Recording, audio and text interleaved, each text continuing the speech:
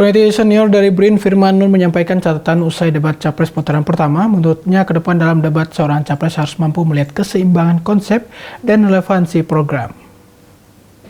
Seorang pemimpin itu layaknya bersikap gitu. Apakah sikapnya kekanak-kanakan atau sikapnya memang pantas untuk menjadi pemimpin bangsa ini begitu ya. Kita akan bisa melihat pada debat-debat berikutnya karena masih ada 2 debat lagi untuk presiden dan 2 debat lagi untuk wakil presiden, calon wakil presiden.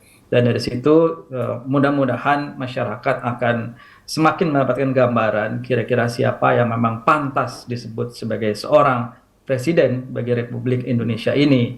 Nah, saya ingat bahwa pertama kali acara debat ini disiarkan di televisi itu kan di Amerika ketika ada debat antara Kennedy dengan dengan kandidat sebagai kandidat dari Demokrat dengan Richard Nixon dari Republik gitu. Seandainya tidak ada debat di TV, mungkin gambaran presiden itu akan lebih terasa lebih mendekati Nixon begitu, karena mungkin orang hanya bisa membayang-bayangkan saja.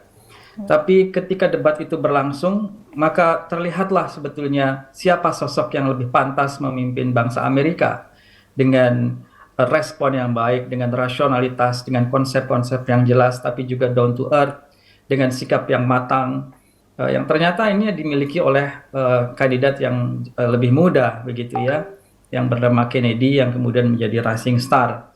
Saat itu meskipun Nixon lebih berpengalaman dari sisi pemerintahan, namun dia kelihatan menjadi sangat old fashion dan dirasa justru masih di bawah standar dari seorang Kennedy.